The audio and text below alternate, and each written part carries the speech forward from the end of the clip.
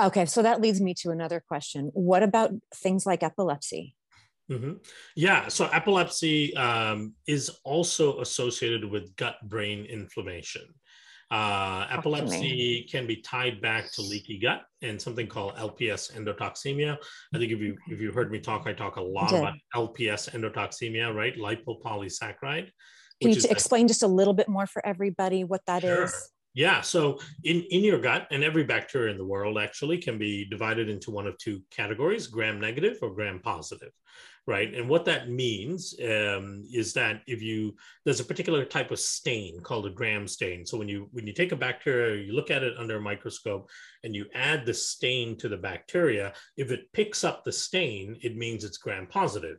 If it doesn't pick up the stain, it means it's gram negative. So it picks up the stain if it has a cell wall structure around Gotcha. it, right? And so the cell wall is what's picking up the stain. So those bacteria are called gram positive. Gram negative bacteria do not have a cell wall; they have a cell membrane, which Gotcha. is a much looser kind of membrane, so they don't pick up the stain.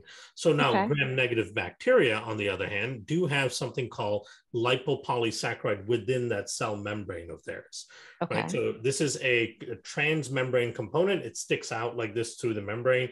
Part of it is inside the bacteria cell, part of it is outside, and then the bacteria use it to sense things. It uses it for adhesion. It uses it to signal to other bacteria. It's like a little antenna receptor thing on the bacteria. When it's in the bacteria, it's perfectly fine. And also, there's a lot of gram-negative pathogens in the system, right? So a lot of the more egregious pathogens are gram-negative bacteria. So what has happened over time is our immune system has learned to recognize gram-negative bacteria by the presence of this LPS thing that sticks out from it, right? Okay. So if your immune system sees LPS, it goes, oh shit, there may be a pathogen around, so it gears up and it gets ready, right? And it takes the presence of LPS very seriously. And so what tends to happen in the gut, about 60% of the microbes in your gut are gram-negative bacteria, right? So about a little more than half are gram-negative, and so they're constantly reproducing and all that. They're not really causing any harm. They all have this LPS sticking out of their membrane. What happens is when the bacteria die for some reason, like during the process of digestion. So during the process of digestion, lots of bacteria end up dying, right? It's just a violent process. There's lots of acids and bile salts and enzymes and churning and all that. So bacteria start to erupt and die. And when they die, they break open, and this little LPS is left all by itself, right? So now the LPS is floating around in the lumen of the gut. That's the tube part of the gut lining. If your gut is leaky, what happens is that LPS leaks through the lining of your gut and ends up into your circulation. Right. And when it's in your circulation, it acts as a very potent toxin. Because remember, your immune system is highly geared towards identifying and dealing with LPS, right? And it wants to attack it. Say that again. And it wants to attack it. And then it wants to attack it, yeah. In fact, it's so important that your immune system makes a protein called LBP, called Lps Binding Protein.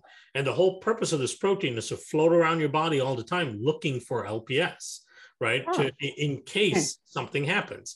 And so when your immune system encounters the LBP grabs it and then takes the LPS and takes it to immune cells, your macrophages, your dendritic cells, and then alerts them and goes, hey guys, we've got an invasion of bacteria coming in. And then their macrophage and dendritic cells freak out and they launch this massive inflammatory response, right? And that inflammatory response that you get from LPS being in your circulation is the same as you get from sepsis or bacterial poisoning, right? Whoa. Because that's what your body is anticipating. Whoa. So imagine if your gut is leaky, after you eat a meal, you get a 7-fold increase in the amount of LPS in circulation, right? Wow. At 7x increase. That means you're getting bacterial sepsis response all throughout your body, occurring in your brain when LPS makes its way up the vagus nerve into your brain, into your heart, into your joints, into your skin, virtually everywhere in your body that LPS can make it into, and it makes it into every part of your system. Every part of that system is getting a massive inflammatory response because your body thinks you're being invaded by billions of gram-negative bacteria. So this My isn't just favorite- mood disorders or, gut bloating. This is psoriasis, eczema, heart disease. Yep, heart All of- disease. It's the number one driver of heart disease. So the biggest marker for heart disease issues, heart risk of heart disease is something called interleukin-1 beta.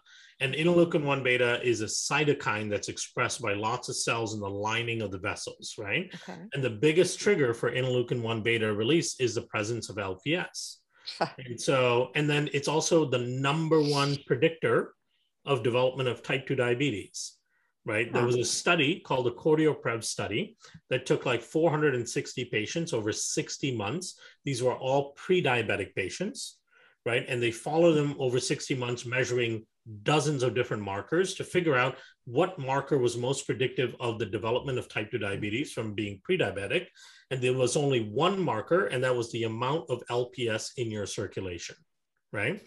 And then the American Diabetic Association has published numerous studies showing that LPS in circulation is the root cause, what they call the primary insult that starts the inflammatory response that leads to insulin sensitivity and development of type 2 diabetes. LPS in circulation is the number one driver of obesity too. It actually, when LPS interacts with your adipose tissue, in your midsection and everywhere else, it actually swells your fat cells to almost twice the normal volume, right? So it's taking your adipocytes and swelling it up. So it's making you even look fatter than you really are. Exactly. It's making you look more bloated, more heavier. And it also increases the volume of the adipocytes so they can hold more fat. Oh, that's charming. Yeah, it drives that, right? That's what everybody wants. and it doesn't end there, right? So LPS is also the number one driver of development of Alzheimer's. So gut-derived LPS enriched in perinuclear regions of the brain, is the number one driver of the beta plaquing that starts the Alzheimer's process. LPS is the number one driver of Parkinson's disease, which starts in the vagus nerve, and then the inflammation and damage to the vagus nerve eventually ends up damaging the central nervous system as well. LPS is the number one driver of low testosterone in men. Really? The whole issue of hypogonadism. What tends to happen is as your LPS levels keep increasing as you get older, and you don't have to be old. You can be in your 20s, right? And if your LPS levels are high, your body thinks you're sick. Right? Because it thinks you're infected and it thinks you're sick. So it's a counteracting, because when your LPS is high and you're sick, you don't produce testosterone, because the last thing biology wants you to do is have boners and running around and procreating when you're sick, right? And so, right. It's shifting your nervous system in that other direction towards dealing with all of Oh, that was great. Right. Okay. So we're not going to party and rest. Right. Stay in the cave and rest. You're sick. And so there's not a thing that it doesn't affect. We just finished our second acne study that we did, and there's all of this data that shows that if you have risk for acne, genetic risk and other biological risk factors, if you have elevated levels of LPS, you're going to show acne lesions. If you don't have elevated levels of LPS, you may not show any acne lesions at all, despite the risk, right? Other things that LPS is impacting: cancer outcomes. I can imagine that. Yeah. Right. Yeah. So cachexia is the wasting syndrome in cancer, where people start dramatically losing weight and all that. It used to be assumed that was driven because of the changes in diet and the chemotherapy, but now there's much more definitive studies, large-scale studies, that show that it has nothing to do with the change in diet or chemotherapy. It has everything to do with leakiness in the gut and how much LPS you have in circulation. If you have high levels of LPS in circulation, your risk for developing cachexia is much higher. And cachexia accounts for about 60% of the mortality in cancer. So it's endless. I mean, LPS also is the biggest driver of serotonin and dopamine dysfunction in the brain, because it sits in the serotonin receptors and prevents it from binding serotonin. Wow. I mean, it's one of the most egregious things that people really don't address enough. And at the end of the day, the whole goal is keep it from leaking through. Right. Okay. It's going to be produced in the gut all the time. You can't get away from it. That's why it's called an endotoxin, because it's a toxin that's derived from the inside, internally, right? Yeah, versus an exotoxin, which is something that comes from your environment, you know, like a mole toxin, for example. And so this endotoxin is not something you can get away from. You have to stop it from migrating past the gut lining.